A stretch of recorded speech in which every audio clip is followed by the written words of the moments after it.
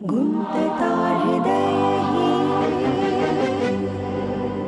काय म्हणते, तुम्ही जेवून आलात का?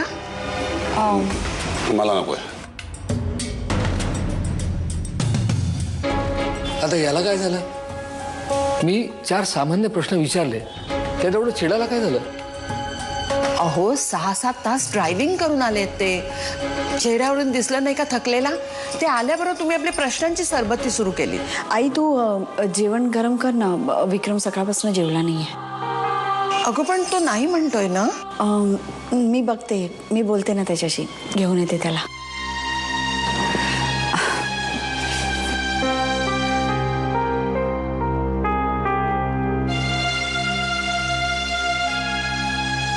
माझ्यातलं ना आता राग, चीड, संताप सगळं संपलंय.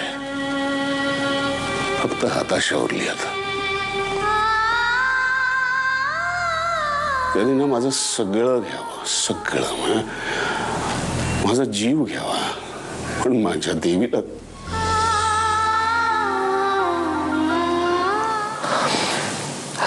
खूप योगायोग होत आहेत, असं नाही तुला वाटत? असतील, पण आपण काय करू शकतो? काय करू शकतो म्हणजे काय? मी देवीला भेटायला महाबळेश्वरला जाऊ शकतो. आणि नैनाला काय सांगणार आहात? कुठे चाललात? का चाललात? देवीला भेटायला, दुसरं काय सांगणार? आणि बघ, मी नैनाचा बाप आहे, नैना माझी बाप नाहीये. त्यामुळे सर्टन पॉइंट नंतर नैना मला प्रश्न विचारू शकत नाही. काय वाटेल ते करा. हॅलो हॅलो, देवी कुठे आहे? वहिनी, अहो देवी सुखरूप आहे, तुम्ही काही काळजी करू नका, अगदी व्यवस्थित आहे ती. आणि हे बघा, तुम्ही आता प्रवास करून आलात ना, दमला असाल तेव्हा शांतपणे झोपा. हां? आणि विक्रम, उद्यापासून सगळं काही नेहमीप्रमाणे व्हायला हवं. सकाळी उठायचं, शहाण्या मुलासारखा नाश्ता करायचा, ऑफिसला जायचं, आणि कामही करायचं. अरे तुला पैशाने पुरता रिकामा नाही का करून सोडला मी? मग काम नको का करायला? बरोबर आहे ना? आणि आणखीन एक, हे कुणालाही सांगायचं नाही, कळलं? हॅलो, हे बघ, माझी मुलगी मला कशी मिळणार आहे मला सांग, कधी मिळणार आहे? तकदीर से ज्यादा और वक्त से पहले किसी को कुछ नहीं मिलता विक्रम.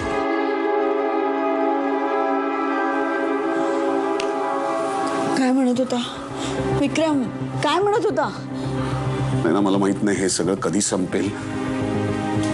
पण ज्या दिवशी हे संपेल ना, त्या दिवशी त्या माणसाचा खून होणार, आणि ते माझ्या हातून. That's a promise.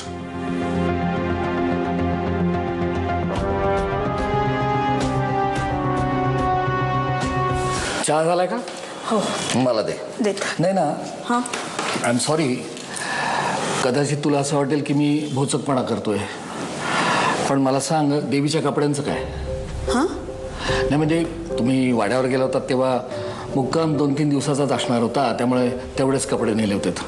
पण आता देवी परस्पर कॅम्पला गेले महाबळेश्वरला, 7-8 दिवसाचा कॅम्प आहे. मग तेवढे कपडे देवीला कसे पुरतील? आज पोचवायचे आहेत कपडे. हां, कपडे पोचवायचे आहेत. हां, कोण पोचवणार आहे? माझ्या ऑफिसमधला एखादा मुलगा. कशाला? मला दे ना, मी घेऊन जातो. मला काय उद्योग आहे? तुम्हाला कशाला दगदग उगाच? अगं त्यात दगदग कसली आहे? महाबळेश्वरला जाणाऱ्या गाडीत नुसतं बसायचं आरामात. शिवाय महाबळेश्वरला मला देवी भेटेल ना, आणि उशीर झाला तर मी तिथेच राहील. महाबळेश्वरला काय कमी हॉटेल साहेब? बाबा, त्या कॅम्पमध्ये असं तुम्हाला एकदम जायची परमिशन नाही मिळणार. खूप स्ट्रिक्ट आहेत ते लोक. आधी फोन करायला लागेल, विचारायला लागेल. हो का? पण नाही ना, तू पॅकिंग करतेस का लवकर? ऑफिसमध्ये निघताना मला ती बॅग घेऊन जाते. हो हो, मी तेच करत होते. आलेच मी बाबा. मला उशीर झाला बाबा, मी येतो.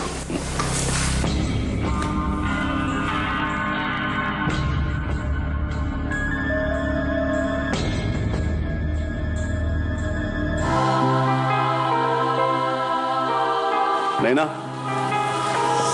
नाही ना, तुला खरंच एक देवीच्या कपड्यांची बॅग मला भरून द्यावी लागेल, कारण बाबांनी परत मला जाताना पाहिलं तर उगीच. नाही विक्रम, मला हे प्रेशर नाही सहन होणार. मला वाटतं आपण आई बाबांना सांगून टाकूया. अरे त्यांच्याशी असं सारखं खोटं बोलत राहिलं ना माझं माझं डोकं फुटायची वेळ येईल. नाही ना, त्यांनी निक्षून सांगितलंय कोणालाही सांगायचं नाही. अरे आई बाबांना कोणालाही नाही. अरे पण मी तुम्हाला जुना प्रश्न पुन्हा एकदा विचारतो. तुम्ही डिटेक्टिव्ह भुतकरांना नेमकं कोणत्या कामासाठी नेमलं होतं?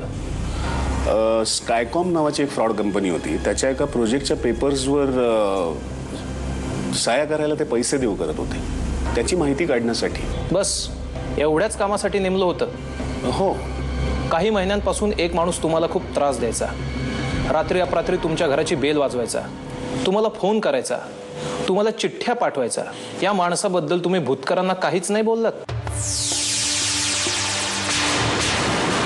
इन्स्पेक्टर, हा जो माणूस होता तुम्हाला कशी माहिती मिळाली त्याच्याबद्दल? तुमचे सासरे सहस्त्रबुद्धे यांनी लोकल पोलीस स्टेशनमध्ये त्यांच्या विरोधात कंप्लेंट नोंदवली होती.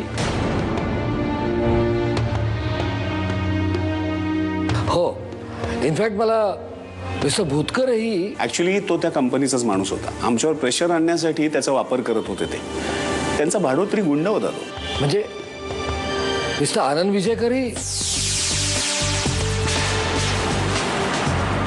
त्या माणसाचं नाव आनंद विजयकर होतं? अर्थातच नाव खोटच असणार, पण हा जो कोणी माणूस होता ना तो काही दिवसांपूर्वी मिस्टर भुतकरांनी त्याची प्राथमिक माहिती मिळवली होती. या आनंदचं वर्णन सांगू शकता का तुम्ही?